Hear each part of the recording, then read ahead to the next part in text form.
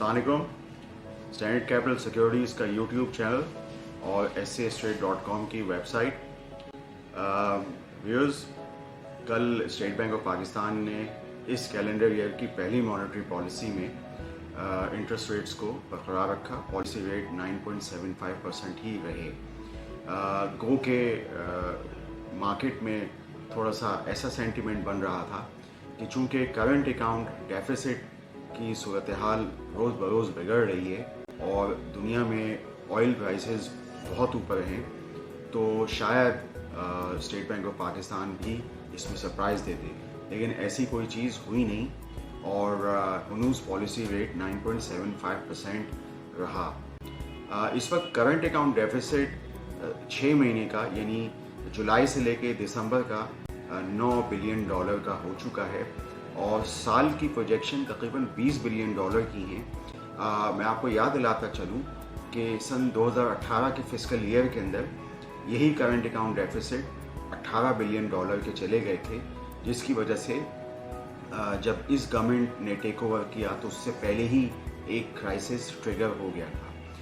अब थोड़ी सी सूरत हाल इस तरह मुख्तलिफ है कि हमारे एक्सपोर्ट के नंबर भी बहुत ज़बरदस्त हो रहे हैं और ख़्याल ये किया जाता है कि हमारी एक्सपोर्ट्स इस दफ़ा $30 बिलियन से तजावुज़ कर जाएंगी। इसी तरीके से हमारे जो रेमिटेंसेस हैं वो $32 बिलियन तक तकरीबन आ जाएंगे।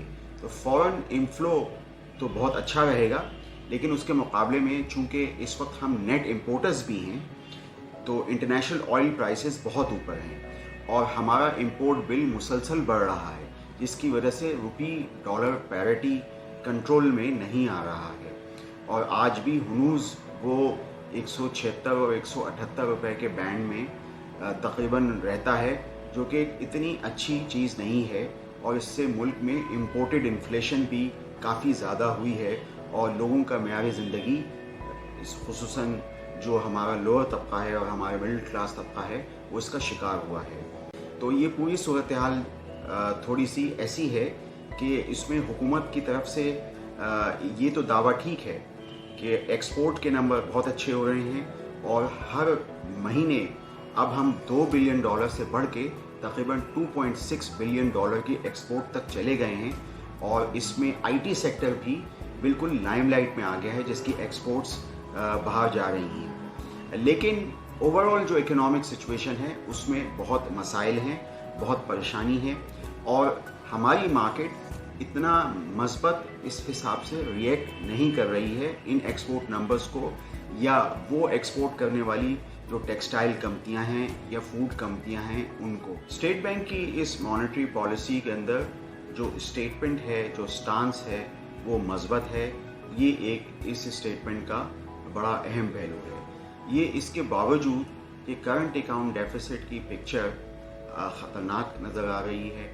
ट्रेड डेफिसिट के नंबर्स वापस 2018-2017 वाले हो सकते हैं। इस सिचुएशन के बावजूद भी स्टेट बैंक की मॉनेटरी पॉलिसी में जो स्टेटमेंट है, जो बयानिया है, वो थोड़ा सा यानी मज़बत रखा गया है।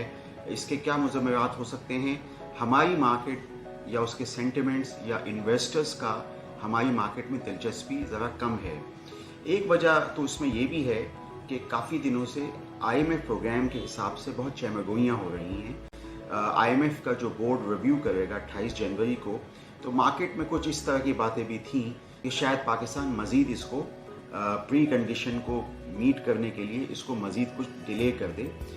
हम इस पर ज़्यादा स्पेकुलेट नहीं करते, लेकिन बहरहाल बहुत सारी चीज़ों के हिसाब से, जिसमें कि स्टेट बैंक की ऑटोनॉमी के हवाले से भी बहुत सी चीज़ें हैं, को लेते हुए मैं समझता हूँ कि अभी भी IMF प्रोग्राम के हवाले से काफ़ी चीज़ें चल रही हैं। कल एक अहम डेवलपमेंट सुकूक बॉन्ड के हवाले से भी है। पाकिस्तान के सुकूक बॉन्ड का इजरा जो कि ज़रा महंगे दामों पे हुआ है इंटरनेशनल मार्केट में, ये थोड़ा सा हमारी मईशत के हिसाब से एक इतनी ज़बरदस्त चीज़ नहीं हुई है और ये IMF अप्रूवल से ज़रा सा पहले हुआ है, तो शायद ये भी एक वजह हो। मगर बहरहाल पाकिस्तानी मईशत पे इंटरनेशनल इन्वेस्टर्स का कॉन्फिडेंस इसका एक गमाजी है कि वो ज़रा ये इंटरेस्ट रेट ज़रा हाई उस पे हुए हैं, जो कि एक अच्छी डेवलपमेंट मैं समझता हूँ कि किसी भी मईशत दान या एनालिस्ट के लिए नहीं है। दोस्तों, अब हम मार्केट पे बात कर लेते हैं। हमारी मार्केट 45,200, लेकिन जो एक ट्रेंड लाइन के हिसाब से ये मार्केट, जैसे मैंने पिछले हफ्ते बताया था कि 46,200 क्रॉस नहीं कर सकी, या वो एक अहम लेवल था, तो अब वो लेवल 46,000 पे आ गया ट्रेंड लाइन के हिसाब से। तो अभी भी हमारी मार्केट काफ़ी डल है। ये जो अनचेंज्ड मॉनेटरी पॉलिसी में स्टांस स्टेट बैंक का रहा, उसके बावजूद भी मार्केट का आगाज़ तो मजबूत हुआ, लेकिन वॉल्यूम में कोई तेज़ी देखने में नहीं आ रही, क्योंकि एक्सपोर्ट नंबर्स भी बहुत ज़बरदस्त हैं, लेकिन उसके बावजूद भी उन एक्सपोर्ट कंपनीज़ में हमें उस तरह का कोई एक दिलचस्पी सरमायाकार की नज़र नहीं आ रही है। मैं समझता हूँ कि ये सूरत हाल IMF प्रोग्राम की बहाली तक ज़रा इसी तरह रहेगी। उसके बाद हम 2 या 3 महीने में इन्वेस्टर्स के इंटरेस्ट को देखते रहेंगे। आजकल हम ऑटो सेक्टर की एक अहम कंपनी पार्क सुजुकी को बहुत गौर से देख रहे हैं, और हमने इसके मॉडल को ट्वीक किया है।